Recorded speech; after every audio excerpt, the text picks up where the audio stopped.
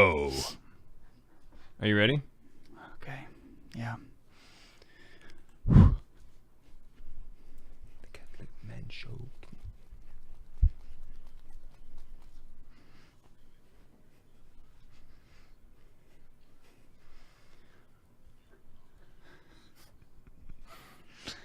Toxic levels of high masculinity.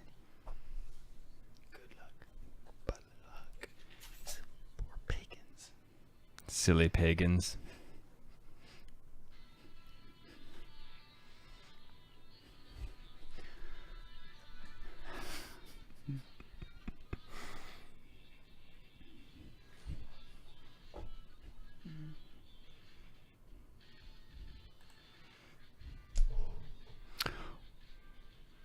Welcome to the Catholic Man Show. I am Adam Minahan, sitting here with David Niles, here in studio, with another attempt of video. See how this goes. So far, we've been keeping all the video to ourselves. The issue is, Dave, is that I have to edit this, and we don't have a video software yet on this computer. I have to download a new software and learn new software, and then import the videos. There's just so much software. Yeah. With audio is for purists. You can be a purist in audio so nicely and just like. So we're not lying to you as far as like last episode where we said we were going to upload that. I still have the video. I just have not gotten to it yet. Yeah. But once again, we're maintaining our rule of thumb about really no editing. Right. That's we don't edit. It's not because we don't want to edit. It's not because we don't want to present the best quality, the best version of the show. right. It's just because we don't have time. Let's be honest. If we had to edit to get the best quality of the show, it would take 7 hours of recording to get 48 minutes of quality. Yeah. 7 hours of Adam Minahan to like maybe 50 minutes of David Niles. There you go. Yeah. Well, welcome to the Catholic Man Show. If this is your first time listening, we open, review, and enjoy a man beverage. We highlight a man gear, and we have a manly discussion. There have been people who have been talking to us about, it took you that long to figure out the camera. Just trying to like, where are all these cameras at? There have been people who have been like, who've told us like, I can't listen to your show because you never get to the topic. Guys, listen, here's how this show works. We have a format where we enjoy like understanding when things happen at certain times. Thus, the first 24 minutes, we don't get to the topic. So if you're a person who doesn't like alcoholic beverages, which is okay, or you don't like man gear, which is questionable, and you just want to get to the topic, just jump to the 24th minute of this podcast. Yes. If you're listening via podcast. Dave, why don't you introduce the drink? Okay, so I have been holding out on this is the answer to this. No. I have been. You've had this for a while. Well, yeah, and I told you about it the day I bought it.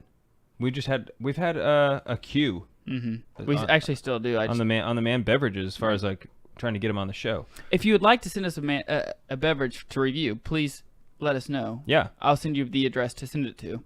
Totally. Yeah, totally. So, but I saw this one. This is one that I actually purchased myself.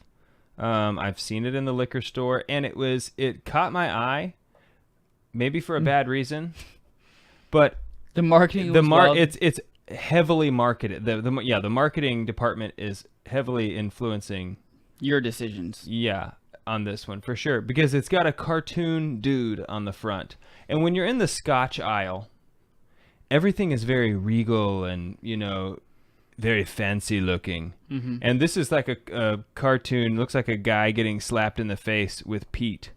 Mm-hmm. And in fact, it's called the Big Peat. It's called Big Peat. Small batch, Big Peat. Big Peat. That's the name of the whiskey. And so it's about time we have another Scotch on the show.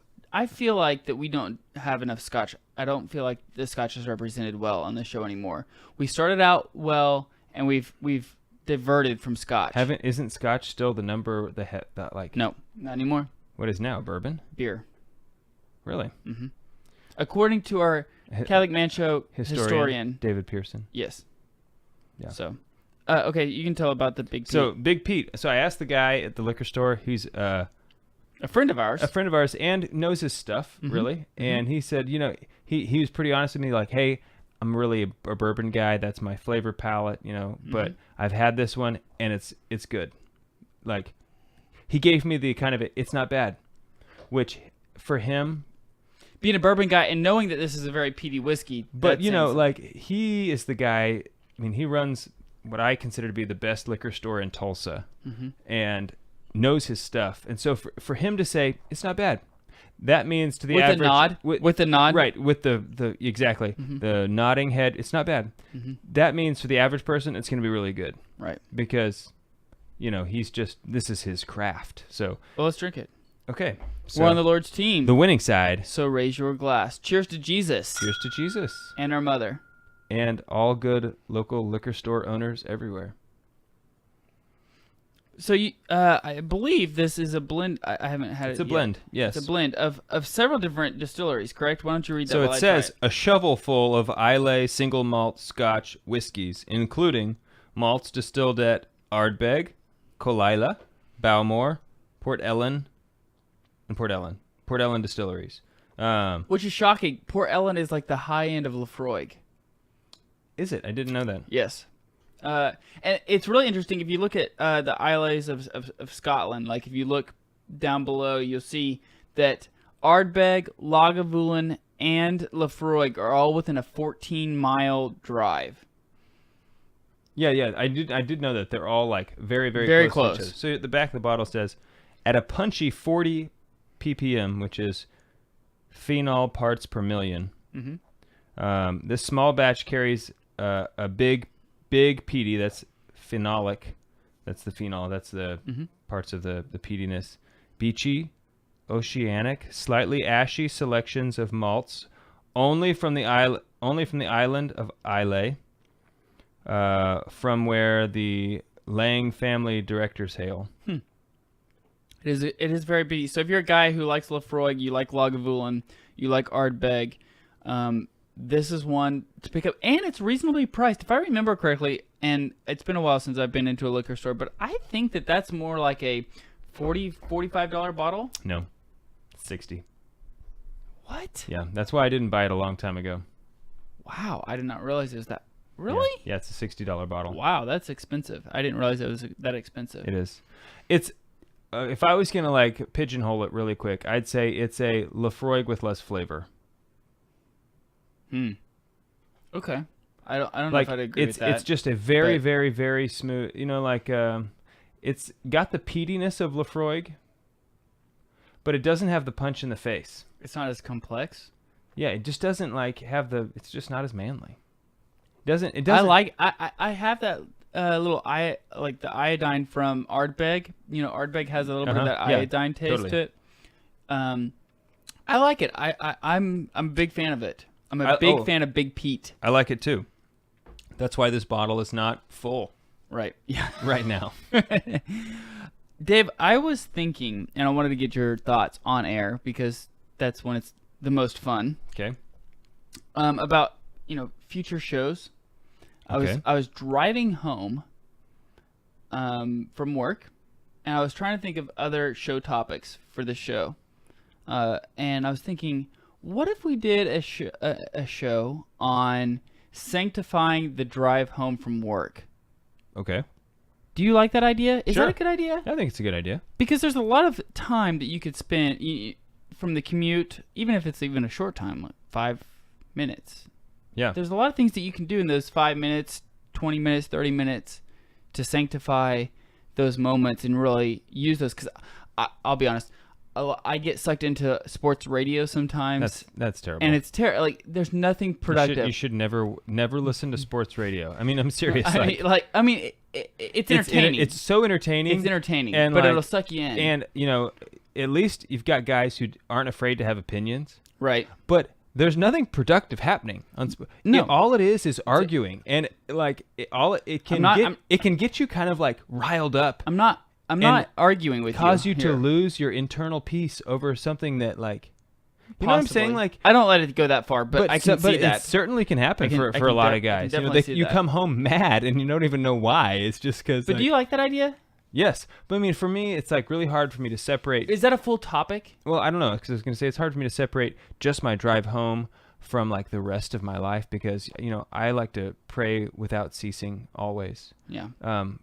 And so As it's St. just Paul like, says. oh, like drive home, like walk to the car, typing on my computer. It's like, oh, I'm just praying all the time. Right. So it's just a sanctified blur for me. But Right. I think I have I think I have things to offer. So I think maybe soon we'll do a maybe topic soon. on that. Maybe soon. I like that idea. So big changes happened on my face. Yes, we have not brought this up, which is okay because I don't think we should give people updates on your facial hair. Well, that's basically what we've been doing. Yeah, you shaved everything off. Yeah, so I had the birth of my third daughter. Oh yes, congratulations, Bernadette. Bernadette Colby in Yes. the house. Yes. Um, Beautiful girl. and I decided to start a tradition where from now on, it's the first time. So I think you have to do something 3 times before it's a tradition. Thrice. I think so, but Okay. I am deciding this is going to be a tradition. Every time I have a new offspring, Mm-hmm. I will shave my face. How many more times do you think? Who knows? Only God knows. Right. You're gonna give God plenty of opportunities I'm to gonna- work. Yes, if you know what I mean. So anyway, I shaved the mustache. Yes. And like I was thinking about the nature of a caterpillar having a mustache, and a caterpillar, its destiny is not to stay a caterpillar, but to give birth to something new. A butterfly. A butterfly. So when I shaved mine, it was like all white because my lip hadn't seen the sun. Mm-hmm. I call it the lip of purity. Oh man. So what the caterpillar is, given birth to the lip of purity. I'm really sorry about this, guys. I just want to apologize to our wives and to everybody listening. Hopefully you hang in there. We're on the Lord's team, the winning side. So raise your glass. Just so sorry. We're on the Lord's team, the winning side. That's pretty good. That was pretty quick. It was very quick. We're on the Lord's team, the winning side. So raise your glass. That was a little too quick. Just gonna take some. I said something there and you deleted it. Nay, I said something. I went.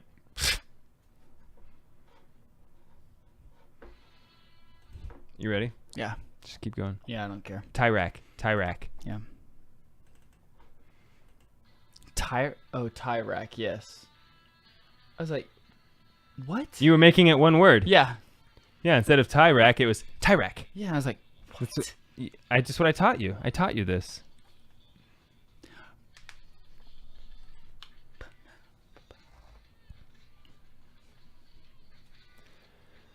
Welcome back to the Catholic Man Show. I'm David Niles, sitting here in studio with Adam Minahan.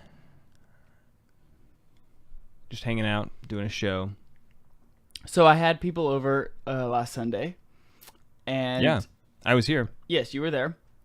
Did some pulled pork, smoked some pulled pork. Invited a few people over. Catholic It's a families. good time. It's a good time. Catholic families. And I was talking to one of my neighbors today, and I mentioned, hey, I had people over on Sunday. And he goes, yeah, I know. And I said, oh, yeah? Like, very confused because I hadn't told him. Very confused on how he knew. He said, yeah, it looked like a parade of minivans outside of your house. And I was like, well, I should have brought ours over. we are Catholic. You know, it was like, there was like 6 families, so 12 adults and 20 kids. Yeah, basically. Yeah. But I thought it was really funny. It's like a parade of minivans were outside your house. That's That was awesome. very accurate. Yeah, It's either we're Mormon or we're Catholic. right. Or like owners of a Chevrolet dealer. Or, I don't know. Yeah. Not Chevrolet. They don't even make a minivan. Do they? I don't know. They used to. I used to have a Windstar, my first car. Yeah, but That's a Ford. That's a Ford. It's a Ford.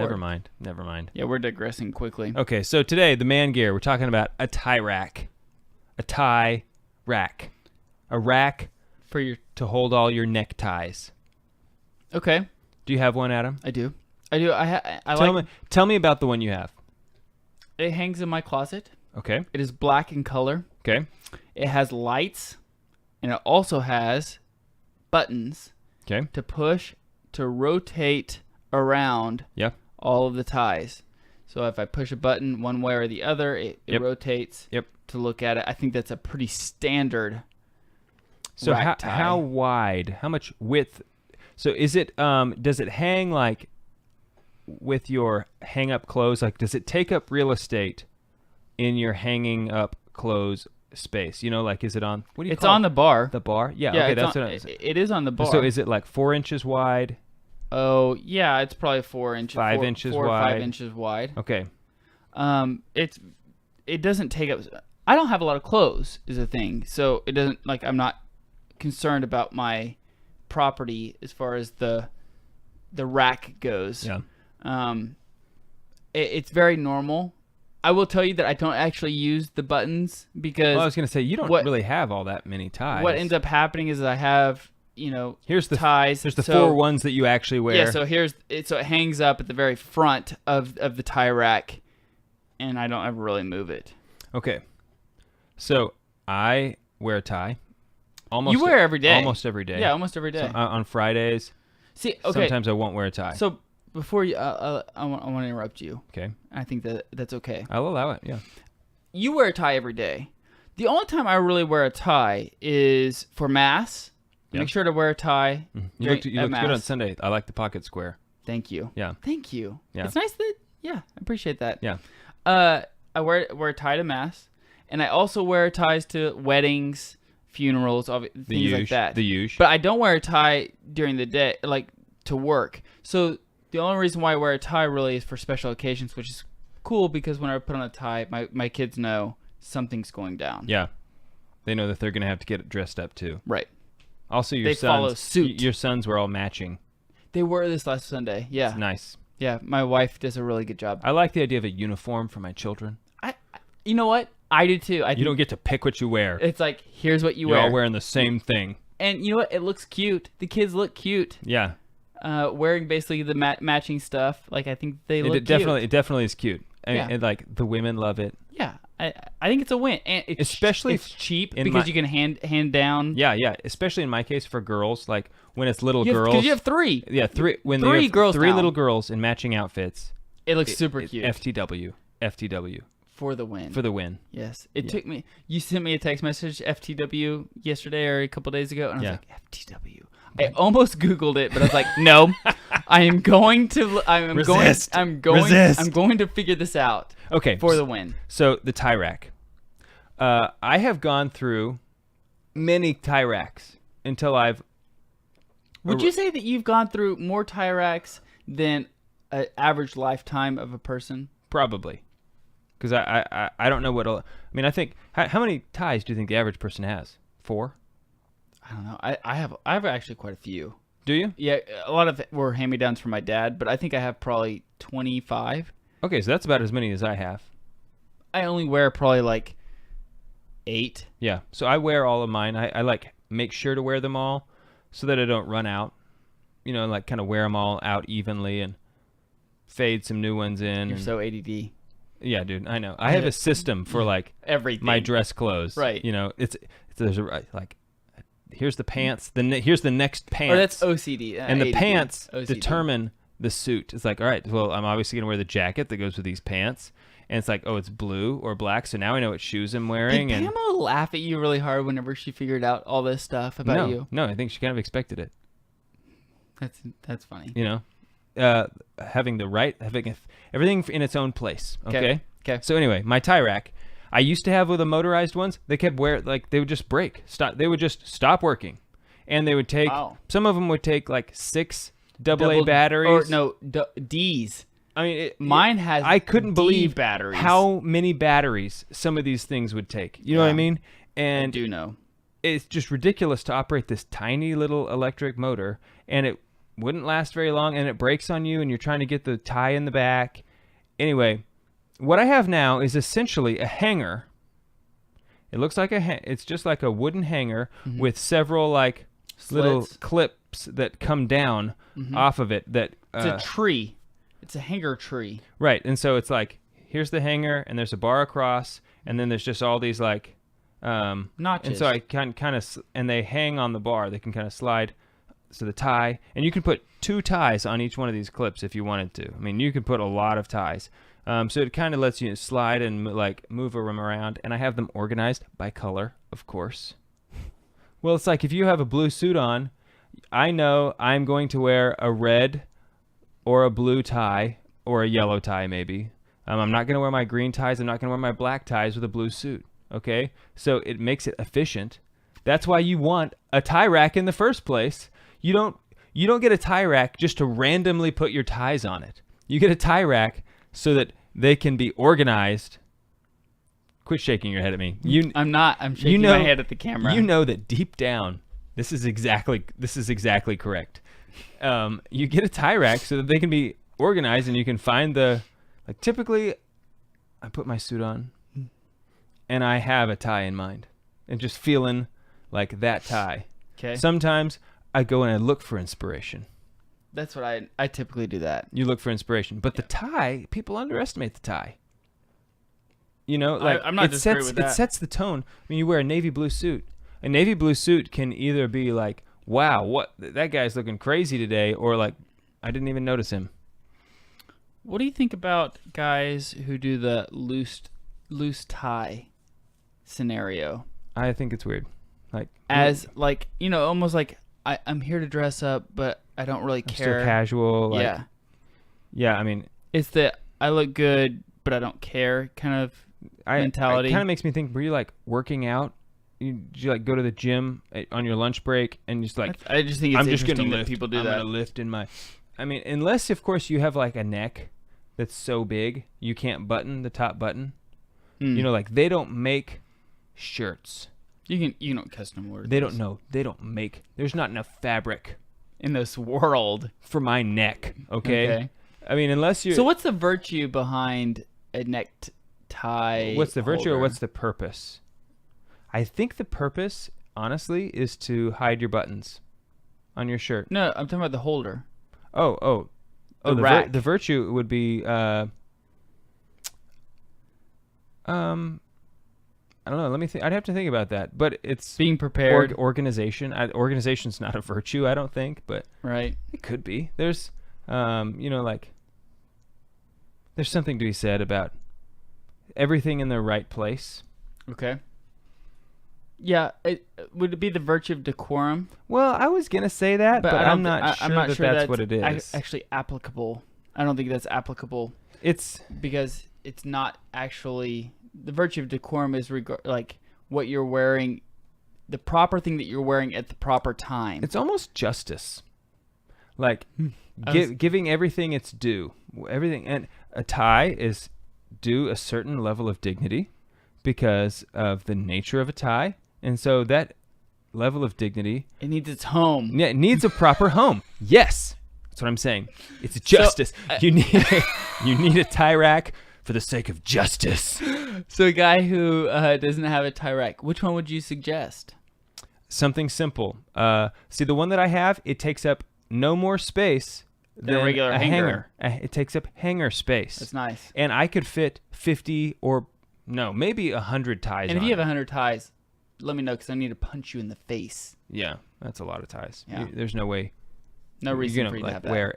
If you wear one every day, even on the weekends, you're going to get to wear every tie 3 times a year. Right. That's excessive. That's a lot. That's what we call excessive. Also, ties can be expensive. Don't buy ties in a department store. That's definitely a rule. Never do that.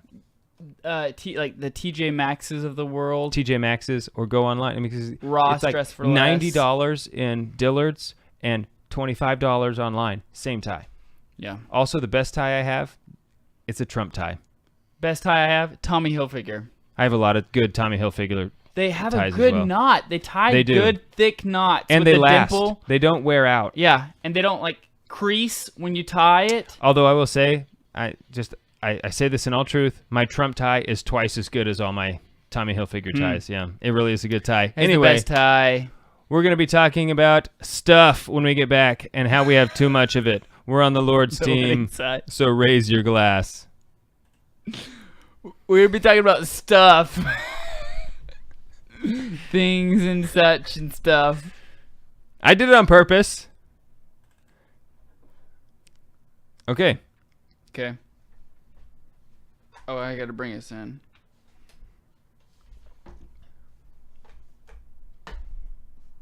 So if you want, I'll start off with just my little rant about You gave me very little. I did not. Yeah, it was like right.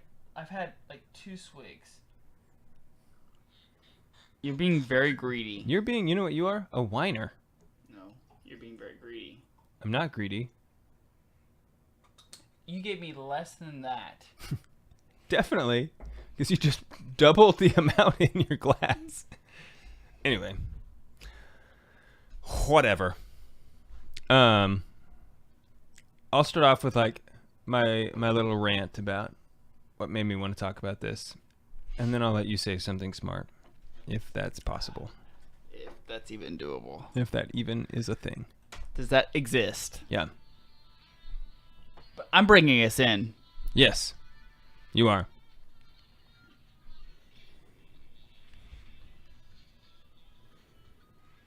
I look like a baby without a mustache. You do. You look very young.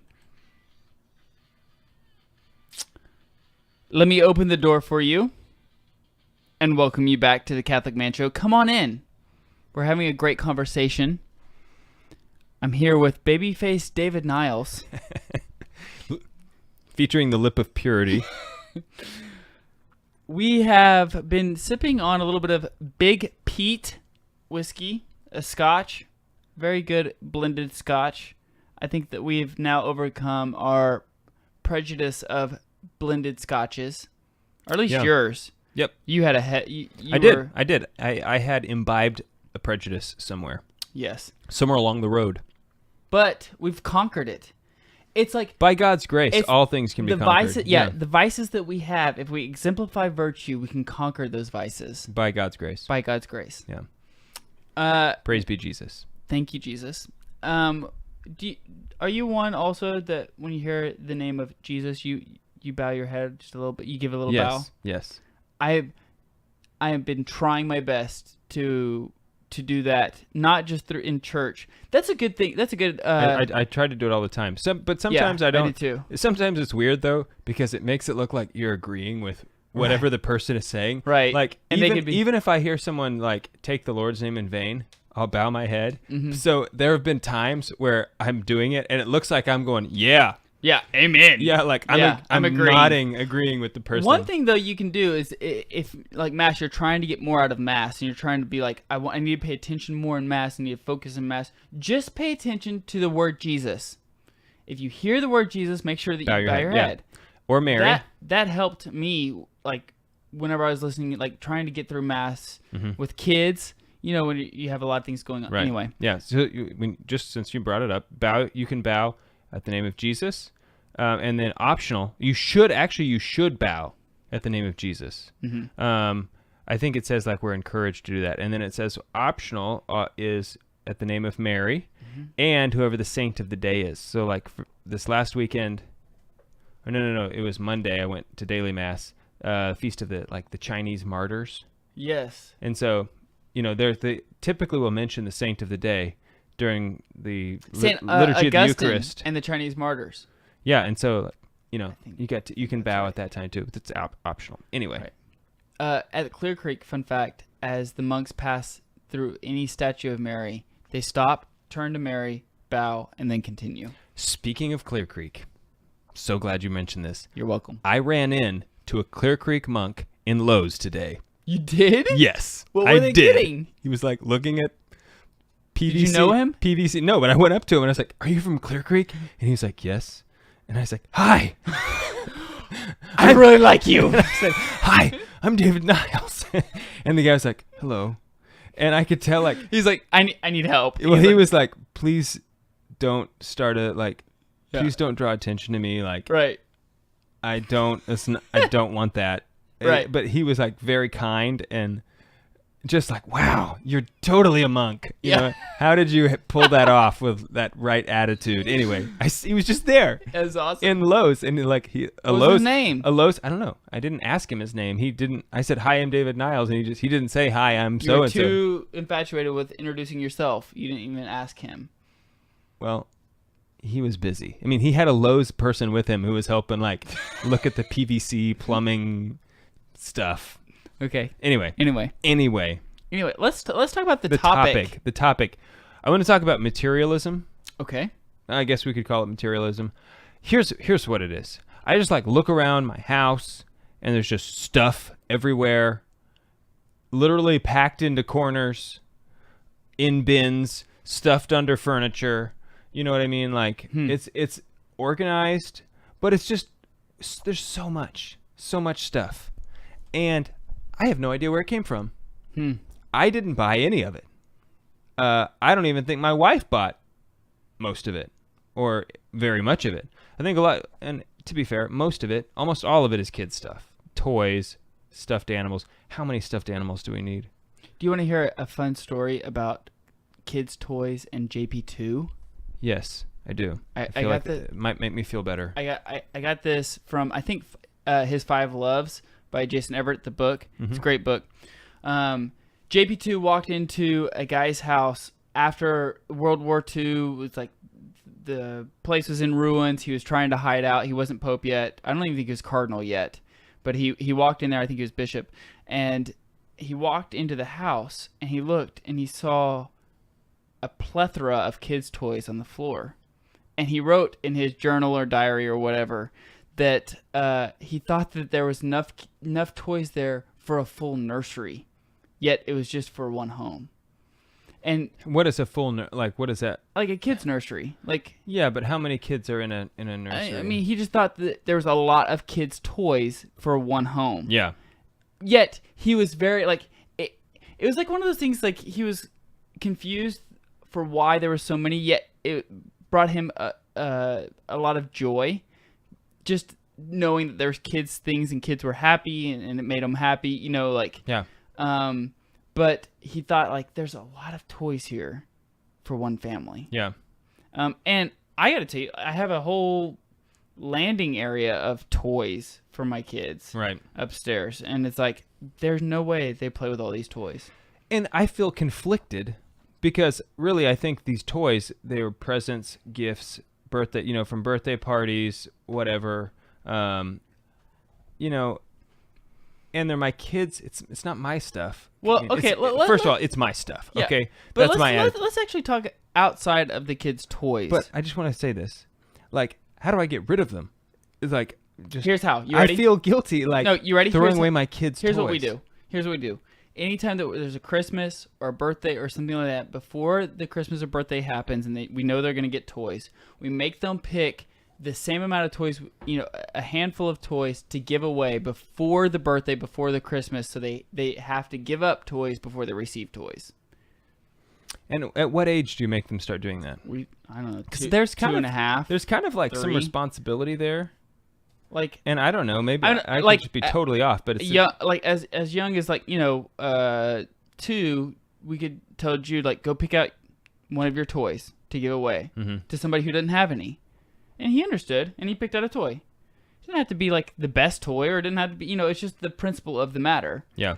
But let's get away from the kids' toys. I want to talk about, like, our stuff, because I have a garage full of stuff. I have closets full of stuff. I don't know if you do or not, but I have things that I look and I'm like, why do I have this? How did I get to this point where I have all this stuff? Yeah. I have a closet. Like, I told you earlier that I don't have a whole lot of things in my closet. Like, I don't have a whole lot of clothes. Here's the reason why. Every year, I go through my whole closet. If I did not wear something in the year's time frame, get rid of it. I get rid of it. Yeah. I don't keep it. But how do we get... Okay, so here's another question for you. Are we talking about materialism in general, or are we talking about, like, really more of a detachment from this world? Well, I don't know. What I want to talk about is having the idea of having a rule of thumb, a guiding principle that affects our household as far as when we bring new stuff in, and what is our guiding principle about when to take stuff out. Okay.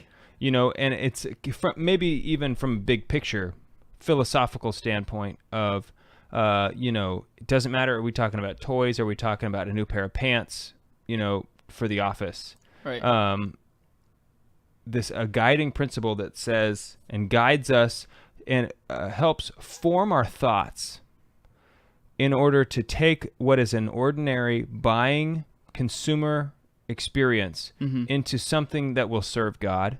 Okay. If we can make ourselves think about every time we buy something, do I really need this? How will it affect me? How will it affect my family? And how will this thing help or hinder me get to heaven? And I know that's like kind of silly to think about when you're looking at like new pairs of socks or something. Like the socks aren't going to help me get to heaven, but maybe they will, because if it's sort of like the frog in the pot of water. If you let the temperature rise slowly, that's exactly what next thing you know, it's like, oh well, I think you're buying silly stuff that's now like distracting your mind, and it's becoming noise in your life and crowding out the silent, quiet voice of God. You know what I'm saying? Totally agree. I think that St. Augustine always talked about grace building on nature. I also think that vice builds on nature. I think that. Oh yeah, absolutely. Or the depravity of grace. Yeah, the depravity of. I mean, I think that. And I know that this could be a little extreme. That's fine. You can call this extreme. But I think that the more things you have, the more attached to this world you could possibly become, and you lose sight of that. This is just a bypassing to the eternal life. Like, we're not made for this world. We're made for the next. Right. And so the more things that you accumulate, the more things that are in your house, the more things that you want and desire, which I'm as guilty as anybody. Like, I want the new phone. I would like to have the new phone every time it comes out. I would like to get rid of mine. You know what? Recently, I have been. I hate it. I've been. But the pendulum has swung. That doesn't mean I'm not addicted to it. I find myself mindlessly looking at it. Yeah, but I don't like it. Right. I don't. Yet I still want the newest one for whatever reason. Yeah. I mean, there's technology that's out there that you always want. New technology. You want the newest car. You want the newest whatever. And it's hard to bring yourself back and say no. Deny yourself of your wants. For the greater good, I guess. Yeah. If that makes sense. Makes sense to me. Good. When we get back, we'll continue this conversation. Let's talk also about like Black Friday, how that has affected. Okay. We're on the Lord's team. The winning side. So raise your glass. It's racist. Sorry. We're here talking about African American Friday. You ready? Sure.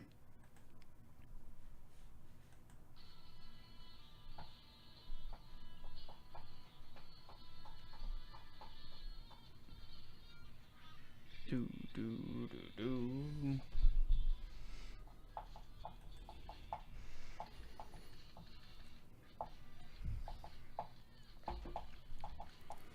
Welcome back to the Catholic Man Show.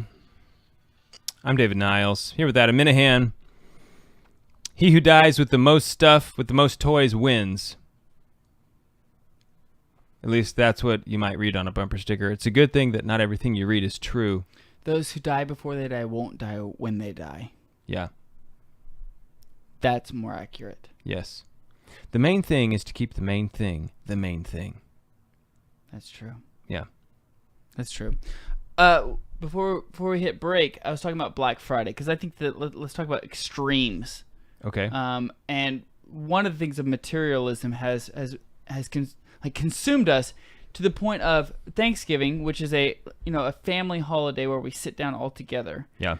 We've let consumerism like infiltrate this family time to the point of people are literally avoiding family time or sacrificing the family time or limiting the family time of Thanksgiving in order to prepare for Black Friday, which are sale of things, of goods, and it's like, so we're literally putting these things and goods that are fleeting that will not last the test of time, that may save you $100, which who give, like I like to save money, but $100 to save between being with your family. Well, I don't know, Adam. It makes sense to me. I mean, if you just take the average person, you just do the math. I like to save $100. I like to have new Samsung televisions. I don't like my family, so it's pretty obvious. But I think that's the Americanism that's happened here. Yeah. I mean, personally, I'm a bigger fan of Cyber Monday anyway. Okay, I don't like to talk to people. Well, I don't like it's convenient for me. Go places and get in your car. I think at some point we're gonna realize the effects of Amazon and things like that. We were talking with who was it, David Biddle, about what is it in the checkout lines, the self-checkouts and the demonic how it's like almost demonic. Well, I don't know if he said he mentioned something about like somebody wrote a paper about equating the net effect of a self-checkout line, and it's basically Satan. Yeah. But I think that's extreme. But there are people who take that extreme, which is not good. But then there's also people who go and completely negate all of that. Yeah, the technology is good. Just blank slate. It's good just because, like, no matter what it must be good because it's new technology. Right. And not all technology is Jurassic good. Park. We were so concerned about whether we could. We didn't think about whether we should. Yeah. That's how you sum that up. Totally. But then there's T-Rex is eating us soon. Yeah. So Christ was the ultimate ideal person to look at for being not materialistic. He was born the Son of God. The deity was born. The incarnation was born in a manger. You just had a baby. Imagine like your wife having to give birth in a barn. That would be very unsettling. Yeah. But he came in a non-materialistic way. Totally. I mean, it's kind of like sometimes I think analogies with Christ to us kind of like fall short because he created all the stuff. Yeah, he's like deity. Like he's the whole like God. He's God. Yeah, what would Jesus do? I don't know. I'm not divine. Like, die on a cross for your sins? Yeah. I couldn't do that if I wanted to. I can't atone for your sins. So it's like the whole WWJD. It's like, I don't know what he would do. Read people's thoughts, stuff I can't do. But I think a better question is, what would the saints do? That's what the question should be. What would the saints do? Because anything a saint does is clearly within my capacity for achieving. So here's what St. Teresa of Avila said. I actually looked this up.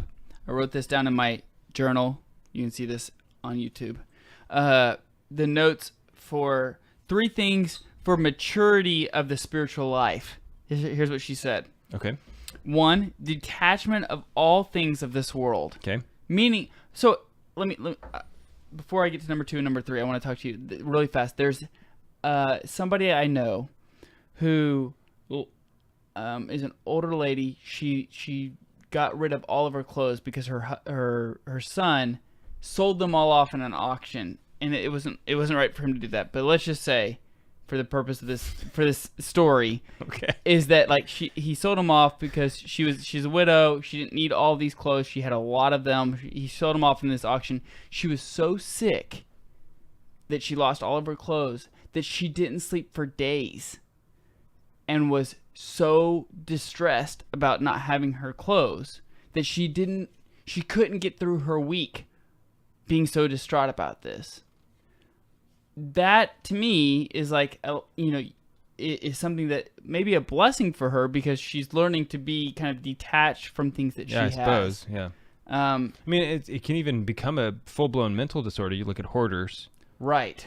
Yeah, I mean, and collect stuff I don't know, needlessly. like, that may not be a good example because if somebody did that to me, I may, react the same way. I don't know. Like, it's easy to say you wouldn't react that way until it happens to you. But... yeah. I suppose it would not happen to me. It wouldn't. I mean, I feel like it would. Anyway, so 1 was detachment from all things of this world. Number 2 is your middle name, humility. Yeah. You have that conquered. Yeah. Correct. Number 3 is love of neighbor. Okay. She said all of these 3 things are required to grow in your spiritual life. So I think that number 1, the detachment of this world is kind of the biggest thing. Yeah. And that's kind of what we were talking about. Like, we have all this stuff in our house. Why do we have it? Is it really that important? Do we really need to buy it? We go to work to support our family. Do we really need all of this stuff? Are we using this money for the greater good? So here's an example. Okay. Hit me. I have a pair of Ray-Ban sunglasses. Those are nice sunglasses. Very nice sunglasses. Okay. And I felt guilty. The pair I have now is actually a gift from my wife, but the first pair I ever had, I bought. It's like $90. Mm-hmm. You can get essentially the same pair of sunglasses for like $12 at Target or just about any place. It's like, really, is there a difference? Really? Other than whatever. Okay. And I felt guilty kind of for buying them. And so I told myself that I don't want to be, and it's like, oh no, my sunglasses, don't let them get scratched, because they're so expensive. And I felt myself having so much almost anxiety about these sunglasses. And so I had to tell myself, if somebody ever says to me, I like your sunglasses, I'm going to give them to them. Dude, I love your sunglasses. Right. I really like them. And I'm not giving you my sunglasses. I love you, man, but you can't have my Bud Light. I don't want your Bud Light. I want your sunglasses. I know. I'm not giving you my sunglasses because they're the only ones I have. Listen, there's at least 20 people that are listening to this. Yeah, I know. They're all going to come up to me and be like, I love your sunglasses. These are a gift from my wife. I'm talking about the first pair I had that I lost. But anyway, that's just one thing that I felt myself being attached to. And really, I don't care about any of the stuff I have. I mean, I want to take care of it, and I try to have nice stuff because the stuff I have, it's for a purpose, hopefully. And so if it's not serving that purpose, then talk about trash. Right. But I think that's so important, and so I just encourage everyone listening what is it like? What is the thing that you would be afraid to lose most? What about your house?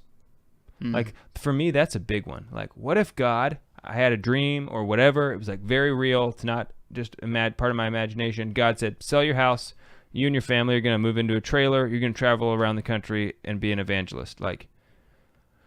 Oh my gosh. Right. That would be take a lot of guts. If I absolutely knew that that's what God wanted me to do, then I could do it. But it would be difficult to sell my house, knowing that it's not if I misread that, I can't just move back in. You know what I'm saying? Some of the biggest fears for me are a part of losing things that affect the people that I love. What? Like our house. Oh yeah. That would be something that affects not me as much as it affects my wife and my children. Things like that are things that I would really worry about because it's out of my control. Yeah. The whole trust in God thing is tough. And I think that material things, I don't want to sound like that we're bashing on material things aren't bad. It's not. No, they're actually inherently good. Right. So because they exist. Yeah. But we just need to make sure that we are using it appropriately. Yeah, absolutely. And making sure that we have the right attitude towards the things that we have, and not. I want to see how far we are. Scroll over. I can't. Oh, okay. Sorry. Making sure we have the right attitude towards the things we have, and that we're not making an idol out of them. Like sunglasses, they're just sunglasses. They're not worth anything more than what sunglasses are worth. Mm-hmm. Ray-Bans are nice, but they're not any better than or others. A watch. Or a watch, or whatever. Wallet. I mean, I understand sentimental value, but anyway, I just think that we need to have a rule of thumb that says when we buy something, here are the reasons why. We need to consider is how is this going to affect my spiritual life, my family, and then when you buy an item, what is it going to take for you to get rid of it? That item. And do you really need it? Well, right. I mean, if you don't need it, you don't buy it. I hope with some wiggle room. There's some wiggle room, but anyway. Just think about it, guys. That's what we got to do. Just think about it. I hope you got something out of this. We're on the Lord's team. The winning side. So raise your glass. Cheers to Jesus. We can talk about stuff. All right. Peace. Oh, yeah.